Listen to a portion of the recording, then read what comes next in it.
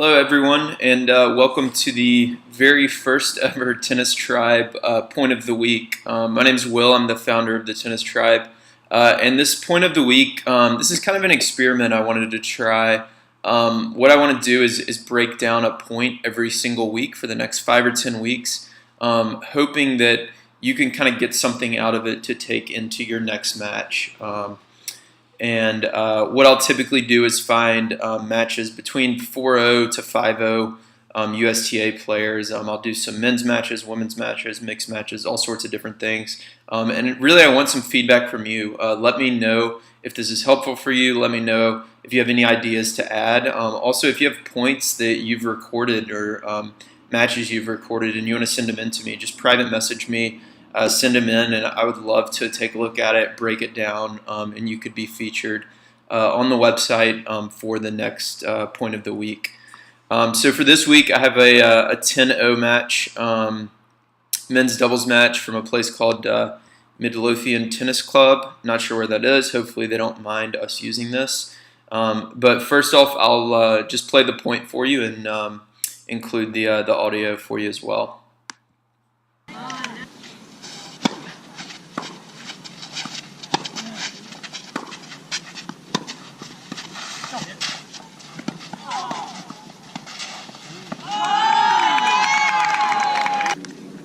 Alright, so that's the full point. What I'll do first is I'll break down the serving team, and then I'll break down the returning team. There is one specific shot, or really two shots, a two-shot sequence where I think the point kind of changed direction, and I'll talk about that here in a little bit. So let me mute this, and then we'll break down the serving team first. So I won't get into the serve a lot because that's going to be kind of specific to you. This guy does a good job of serving and then getting back and shuffling his feet. I know a lot of us will, especially if we hit a good serve, we'll serve it and then we'll just stand there flat-footed. The return comes back and we miss, and we all know that feeling. So he does a good job of that. The return's relatively deep in the court, and he runs around it to hit a forehand, which is good because it seems to be his strength, his forehand. So he runs around it, hits a pretty good shot on the forehand. One issue I'm having here so far with the point is, watch the net player. He's a little bit too far left. He's hugging the alley a little bit. It looks like he might be scared to get passed up the line. And he's not making a lot of lateral movement. So you can see here he's moving up, moves back, then he leans left and hugs the alley here. Super scared to get passed up the line, and he's just not really involved, so it makes it really easy for the returner to just keep hitting back cross court. Even on his very first return, look how high it is. I mean, that's something that most net players, if they're pinching, should be able, or poaching, should be able to pick that off.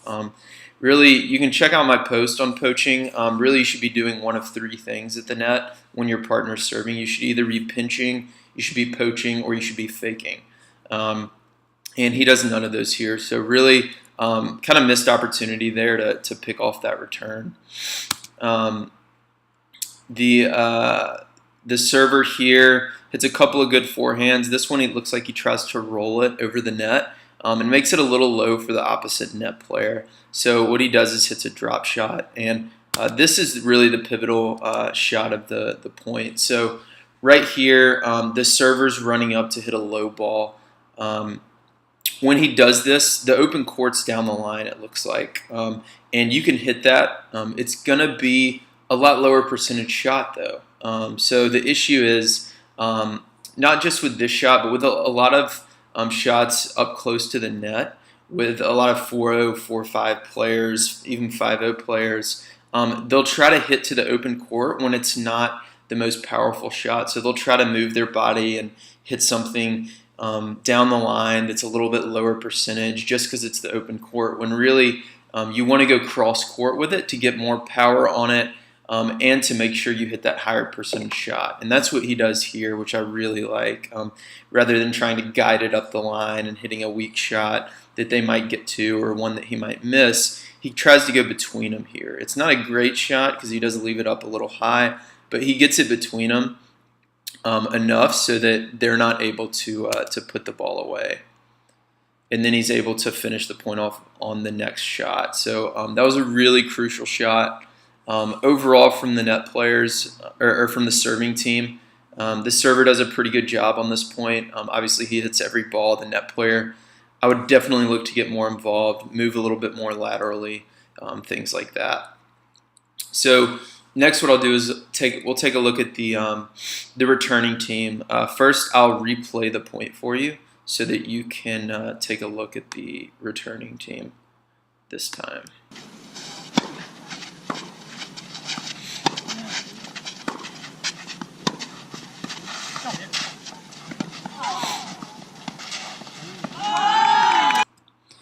All right, so a couple of things here. First of all, the returner, it looks like he might not be moving. Let me get through this real quick. It looks like he might not be moving forward as much as he should be. You can see he does a quick split step, but he's a little bit flat-footed, so it is kind of a weak return where the opposing net player could pick it off if he was a little bit more aggressive like we talked about. But the return is okay. It's relatively deep cross court, kind of to his backhand, which makes him run around it, which is a little awkward. The next shot, he gets real deep in the court, so you can see. Let me see if I can freeze it. So not this one, but this one. You can see it landed like right here, within probably 3 feet of the baseline. This player is on his heels. It's a really good opportunity if you are the returner to move into the net. He does it eventually because his partner poaches. But anytime a player's hitting a shot like that back off their heels, it's a great opportunity for the net player to poach or for the returner to move into the net. Because it's going to be a relatively weak shot, which is what the net player does here. He poaches, which is a good move as well. So when he poaches, he hits a pretty decent drop volley. I like that he's moving forward, so you can see when he does poach on this shot, he's not just moving sideways, but he's moving forward too, which is really great. If he was a little closer to the net, he could hit a better angle. So make sure when you're poaching, you're like I said, not only moving sideways, moving forward, but you want to be kind of up on the net so that you can hit angles. When you watch the pros, you see a lot of them standing really on top of the net these days because it helps you hit that angle a lot better. And if he had done that, maybe he would have ended the point on this shot. But he hits a pretty good back or forehand volley here. His partner does a pretty good job of switching. And this shot, again, this is where the point kind of turns around. So they've got the serving team in a really bad spot here. The net player is up real close to the net. The returner is moving forward. And what they should be doing, because the server is going to have a really low ball, they have to pop it up. Both players should really be coming up to the net as close as they can, taking away his angles. And maybe they've gotten lobbed once or twice already in the match. I'm not sure. But for some reason, the returner stops here at the service line. Really what I would do is continue to close because the server has to pop this ball up. And if you're the net player, they're in the yellow shirt, he should be closing towards that server as well because he would be able to hit a cleaner volley than he does here. Right now, he's going to be just moving sideways, so he gets a pretty weak backhand volley that they're able to get back. If the returner had closed, he would have a pretty easy forehand volley.